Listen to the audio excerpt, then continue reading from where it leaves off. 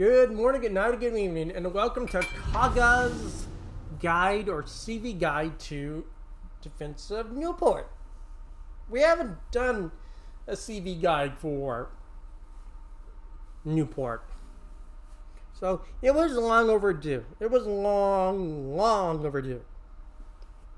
So, team is Kaga, Bismarck, Odin, Nelson, Baltimore, Algeria, and Nuremberg. So, very decent team.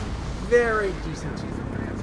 Again, I put my ship exactly on that island right there in front of me. That big island right there in front of me. That's the key central position to go as a CV on this one. You're right in the middle of all the action. Whichever way the spawns happen, you're right there. Less plane time in the air means you can get more strikes off continuously. Now the first wave is where I think a lot of players go wrong. They continuously launch all their strikes on this first wave. No. You only want to launch small, tiny strikes on the first wave. Your damage isn't going to come from the main wave for the first wave. No. You just want to launch tiny strikes.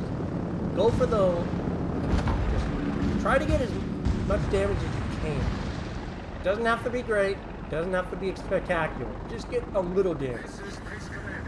We get a torque, you have a flood, and a fire, so it adds up. Pull your planes back once the fighters start to really lock on, and you're going to save them all. See, they're all out of the AAs, and they're safe. You pick up the Puma, and then we launch another strike. You just want to launch and pick key targets. Targets that don't have good AA or minimize your ability to beat in the AA. You want to conserve your planes.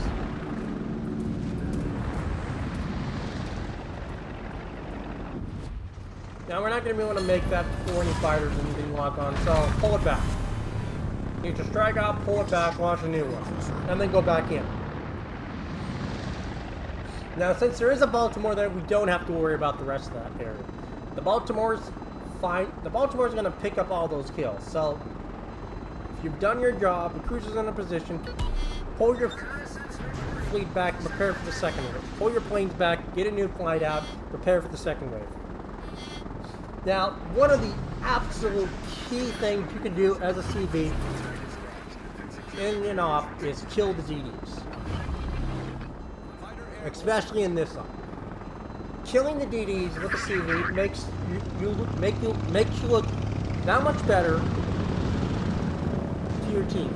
Your team really does appreciate it when you can do that, and it just makes you look like a good CV player. See? You aim far ahead, and he's just going to accelerate right into those. Turn back in and make another torque run, and our one torque does detonate, so it's gone. Right there, and then there's one DD the team less has to worry about.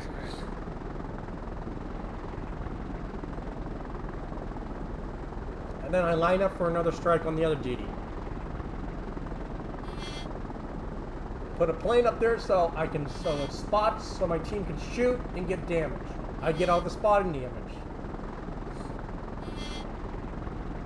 Finding the second one's always the hardest. Usually go for the Fubuki would be my first guess, then go for the Moss. Moss is usually easier to get.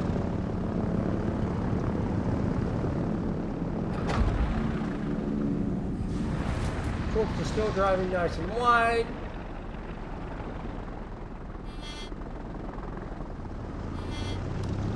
Still takes one torque.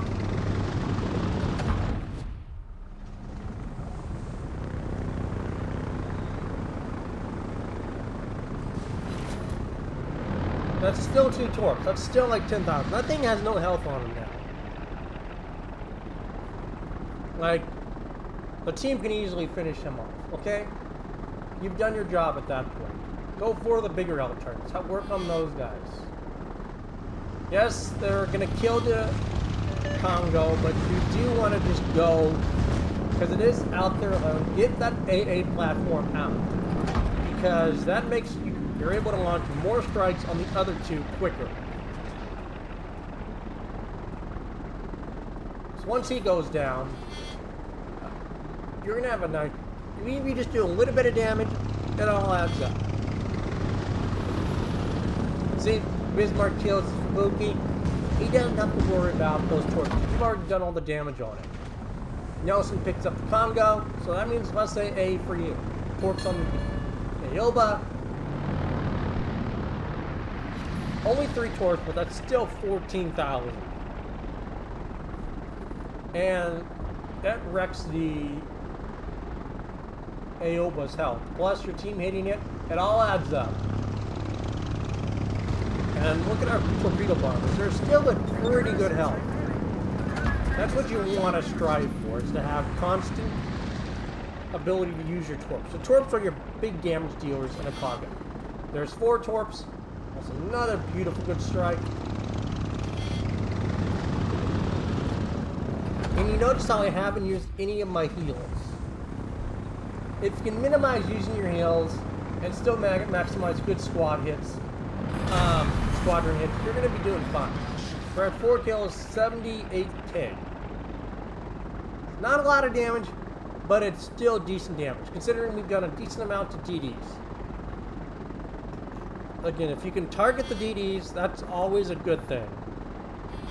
The third wave's always going to be the hardest. That's what, if you can manage getting these kind of strikes off on the first 2 waves, and still have a good amount of planes left over for the third wave, you're doing the Kaga right, and you're doing the CV and Ops right.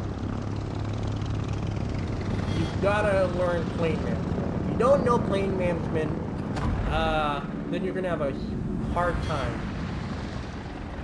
I slam on the brakes instantly, trying to get another torp off. Unfortunately, I'm not able to. But I still stay out of the AA range far enough to where I can make another strike.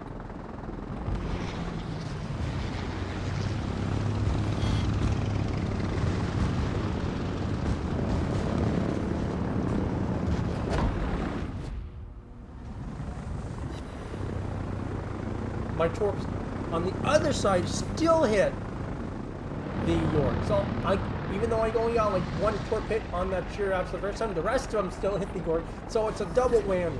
It still works. And it is on a cruiser, so that helps the team out a lot. I'm not going to get a good strike, so I decided to go for another target. I do get a torp, and it looks like a flood. Yep, that's a permanent flood on the Shira. Algerie picks it up. We have 3 more torps, so York has like no health. Yeah. That's great. Now we can go for the Ayoba. It's just stack killing literally down everything across the map to make it as easy on the team on this third wave as possible. Now you do see that our torps are finally starting to take a lot of damage. They're starting to finally, you know, get hit pretty hard. So that's unfortunate. So now we've got to start thinking about using the other squad. Team says concentrate fire on that. You're already going for it. Again, DDs equal more XP, so go for those guys. Again, it makes you look better for your team. And we get 3 torp hits. And that's like 18,000 on that DD there. It's gone. That just makes you look so good. And we go from 70,000 to 142,000. We did 60,000 this way. But we struck literally the majority of all the targets. That just makes us look good. Unfortunately, we don't get any torps on that second wave, but it's okay. Again, get out of the AA range and wait for the cruisers to spawn. You're only going to be able to launch 1 wave. You might as well use it while it's out here. You're going to lose that plane anyway, so it won't matter. I mean, you've already got some planes going back. You still got 18 planes. You still got the flexibility. But just keep an eye on that reserve node. That's key. Believe me, I've seen my fair of Kaga replays. I've seen my fair share of players just constantly spamming torps. There's 3 torps. That's like 13,000 on me, my yoke. That helps the team out a lot. And I'm sure the Des Moines appreciates it.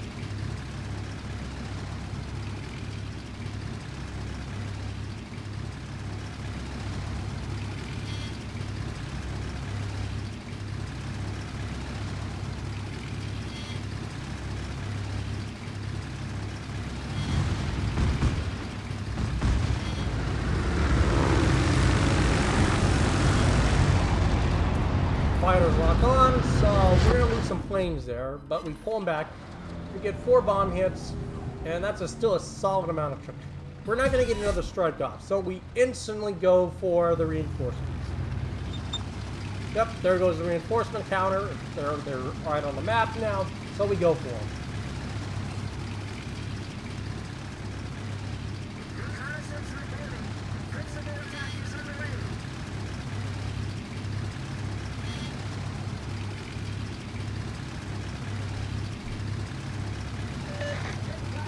And right there, they tell me to get back again. I'm not worried. I'm honestly more worried about my team, and I get them telling me to pull back. I really do. But there's no point for me to pull back. If anything, you should be protecting your CV at the same time. Because if your CV is doing that kind of work, give him support.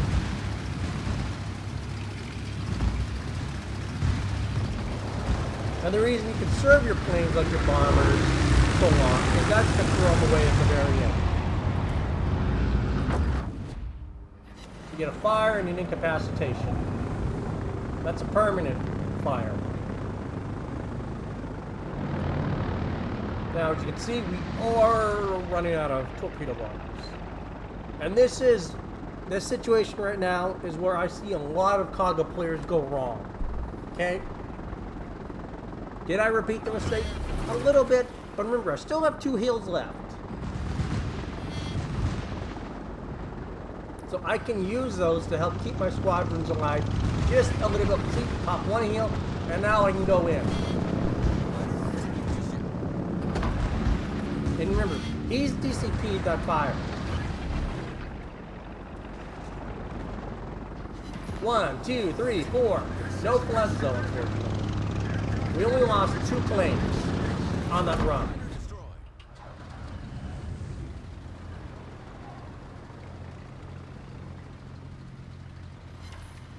Incapacitation, broke his engine.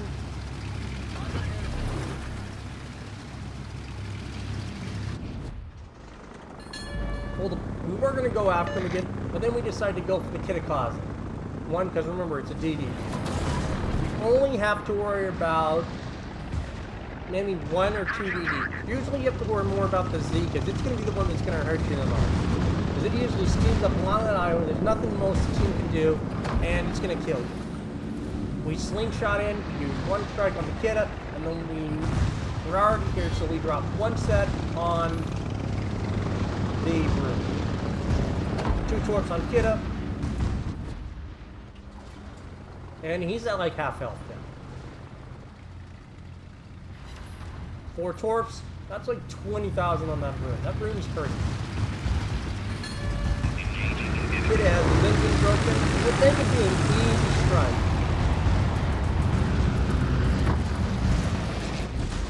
But every bomb literally lands around it. It's like, really? So that's irritating.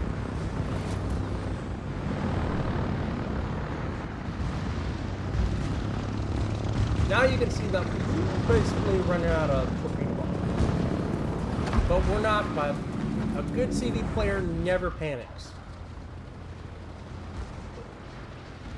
We are going to pick up the Kaga, so that's easy damage for us.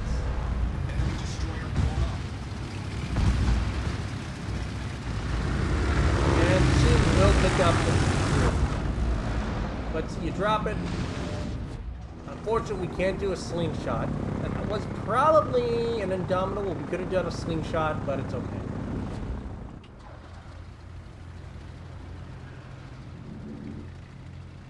Torps aren't healthy enough to launch a strike.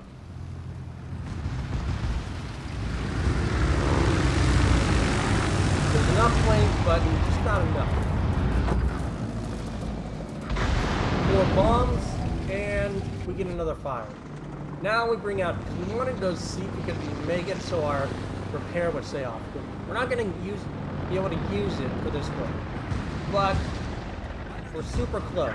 That means the planes spend as little time as possible in the AA.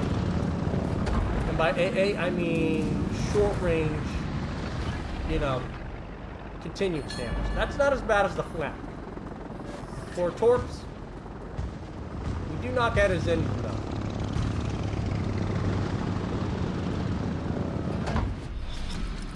Battle ends in 5 minutes.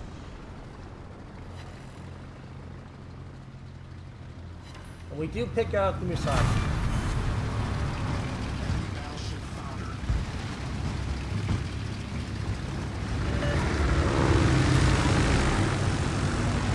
That's why being in this island position is the key position for a shooter. It is so perfect. You're just able to launch your attacks on everything across the map.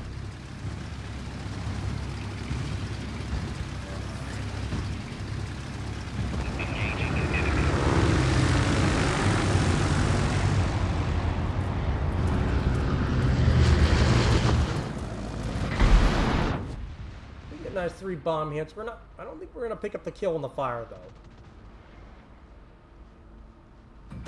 Nope, Des Moines gets it. But we end up with 290k in a Kaga. It's not a bad game. Still over 500,000 credits. And a decent amount of free XP at 2200. 290, 59, 56 torps, 20 bombs.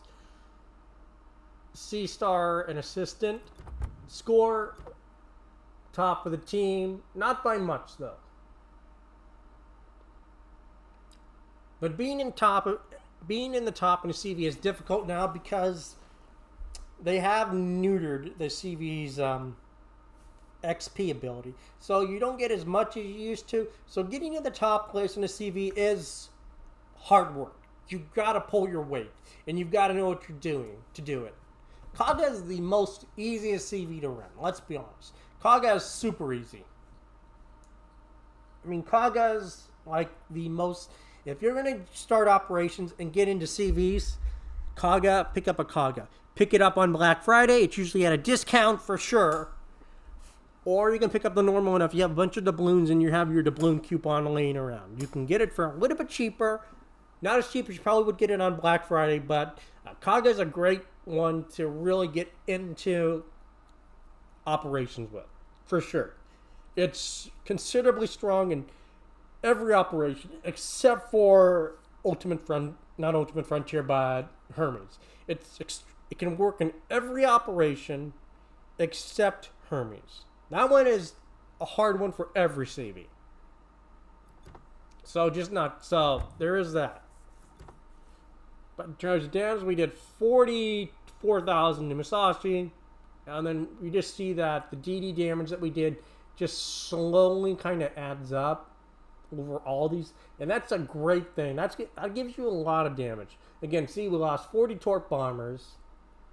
But you can see on the amount of torps that we lost on most of our targets we were going after, it's very little. It only started mounting when we started going after the Kidda, the Rune, and the Hipper. You really start to see where it started to really go up. But every other target we were going after was really small. The DD ones don't really count because remember, those ones were in with a bunch of other cruisers. But you see how the planes are just kind of spread all over the place. They weren't just lost in massive amounts in one wave or two waves. They were all constantly spread out. You see that the vast majority of it wasn't torpedo damage. We had about a 50% hit ratio, which is pretty decent for a carrier, especially doing this. And we only dropped 32 bombs, and we hit, we got like probably what, like an 85% hit ratio. And you see, in terms of flood and fire damage, it was very little. It was just like raw damage from torps and bombs was what got us there. But torps are your biggest damage dealer.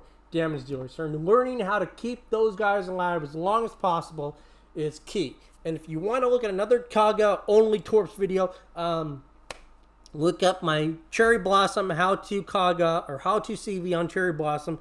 Kaga only torps. I'm only using torps on Cherry Blossom, and that has a lot of AA in it.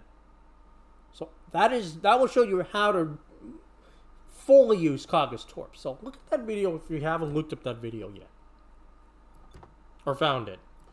But in terms of credits, we still made just shy of 500,000. Had we been running a booster, we would have made over 500,000 credits. We were only running a green booster, and we still made a decent amount of free XP. I rarely ever run Commander XP boosters just because, and ship XP boosters, only on when I'm grinding. So I prefer to do it that way because it saves the boosters in case Wargaming does something else. I saved all my signal flags, then Wargaming did this. I'm going to do the exact same thing with my boosters. I only use them for ships I really need to get up. It saves them, it builds them up, so when I want to use them, I have the numbers there. So that is another way of looking at it.